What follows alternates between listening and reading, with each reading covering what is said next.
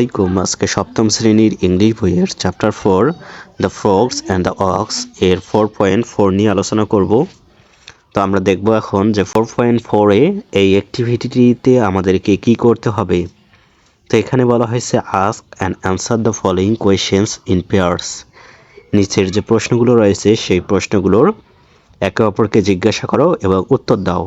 অর্থাৎ আমাদের যে শ্রেণীকক্ষের যে বন্ধুরা রয়েছে, আমাদের যে সহপাঠীরা রয়েছে, এই প্রশ্নগুলো আমাদেরকে প্রশ্ন করতে হবে এবং তারা এই প্রশ্নগুলোর উত্তর দেবে। অর্থাৎ আমার বন্ধুরা আমাকে প্রশ্ন করবে, আমি সেটার উত্তর দেব এবং আমি আমার বন্ধুদেরকে এই প্রশ্নগুলো করব এবং তারা সেই প্রশ্নগুলোর উত্তর করবে। এভাবেই এই অ্যাক্টিভিটিটি আমাদেরকে সম্পূর্ণ করতে হবে। Then share your answers with the whole class. তারপর তোমার যে উত্তরগুলো হবে সেটা ক্লাসে তুলে ধরতে হবে, ক্লাসের সবার কাছে উপস্থাপন করতে হবে। তো এখানে যে প্রশ্নগুলো রয়েছে সেই প্রশ্নগুলোর উত্তরগুলো আমি তোমাদেরকে এখন দিয়ে দেব। আর তোমরা যখন শ্রেণীকক্ষে এই চ্যাপ্টারটি ক্লাস করবে তখন অবশ্যই তোমাদের বন্ধুদেরকে সাথে এই প্রশ্নগুলো নিয়ে আলোচনা করবে এবং প্রশ্নগুলোর উত্তর দিবে। তো এখানে দেখো, প্রথম প্রশ্নটি হচ্ছে who is the biggest creature in the pond.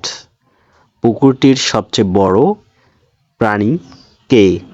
প্রকৃতির সবচেয়ে বড় সৃষ্টিটাকে আমরা গল্পটি পড়ে জেনেছি। ব্যাঙ হচ্ছে পুকুরের সবচেয়ে বড় প্রাণী। অর্থাৎ যে গল্পটি আমরা পড়েছি সেই গল্পের যে পুকুরটি ছিল সেই পুকুরের সবচেয়ে বড় প্রাণী হচ্ছে ব্যাঙ বা ফ্রগ। তো এটার উত্তর হবে, তো এ নম্বর প্রশ্নটির উত্তর আমরা দিতে পারি the frog is the biggest creature in the pond.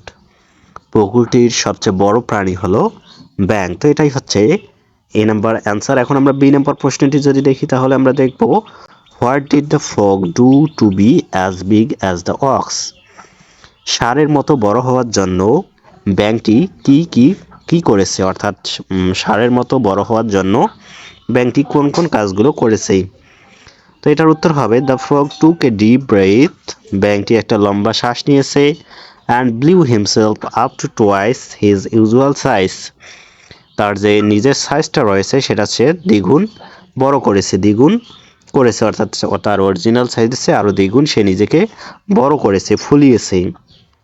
তো এটাই হচ্ছে মূলত বি নাম্বার অ্যান্সার, যে এই ব্যাঙটি নিজেকে বড় করার জন্য বা ষাঁড়ের মতো বড় করার জন্য এই কাজগুলো করেছে, অর্থাৎ নিজেকে সে বড় করেছে, ফুলিয়েছে। তো এরপর সি নাম্বার প্রশ্নটি হচ্ছে how do you describe the frog. তুমি ব্যাঙটিকে কিভাবে বর্ণনা করবে? তো ব্যাঙটিকে বর্ণনা করার জন্য আমরা লিখতে পারি I think the frog is over ambitious and arrogant. আমি মনে করি ফ্রগটি হচ্ছে উচ্চাকাঙ্ক্ষী এবং অহংকারী।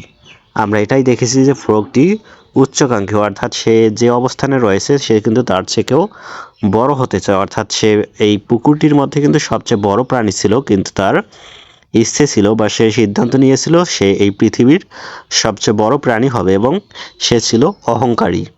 এটাই হচ্ছে মূলত এই সি নাম্বার অ্যান্সার। আমরা যদি ফ্রগটিকে অল্প কথায় বর্ণনা করতে পারি তাহলে আমরা বলতে পারি যে ফ্রগটি হচ্ছে অ্যাম্বিশাস এবং অ্যারোগেন্ট। তো এরপর ডি নম্বর প্রশ্নটি হচ্ছে whom do you think is bigger the frog or the ox. কাকে তুমি বড় মনে করো, ফ্রগ নাকি ষাঁড়? অর্থাৎ ব্যাঙটিকে নাকি ষাঁড়টিকে, তুমি কাকে বড় মনে করো? তো এখানে অবশ্যই ষাঁড় কিন্তু অবশ্যই বড়, এটা কিন্তু আসলে একটা সহজ বিষয়। The ox is bigger than the frog. ষাঁড়টি বড় ব্যাঙের চেয়ে।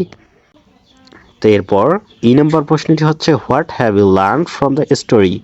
তুমি এই স্টোরিটি থেকে কি শিখেছো বা কি শিখতে পারলে? I learn from the story that, আমি এই স্টোরিটি থেকে শিখেছি nobody should try to be what you can't be. কারোই এমন কিছু চেষ্টা করা উচিত নয় যেটা সে হতে পারবে না, সেটা চেষ্টা করা উচিত নয়। সেটাই হচ্ছে ই নাম্বার অ্যান্সার। আশা করি তোমরা আজকের এই অ্যাক্টিভিটিটি বুঝতে পেরেছো। আজকের অ্যাক্টিভিটিটি এই পর্যন্ত, আজকের ক্লাসটিও এই পর্যন্ত, কারণ আজকে আমরা 4.4 নিয়ে আলোচনা করলাম। পরবর্তীতে আমরা 4.5, 4.6, 4.7 এবং পুরো অধ্যায়টি শেষ করে দেব, যার ক্লাসগুলো এই চ্যানেলে দেওয়া আছে, তোমরা চ্যানেলটি চেক করে দেখতে পারো। তো আজকের ক্লাসটি ভালো লাগলে একটি লাইক দিয়ে তোমাদের বন্ধুদের কাছে শেয়ার করে দাও আজকের ক্লাসটি করার জন্য।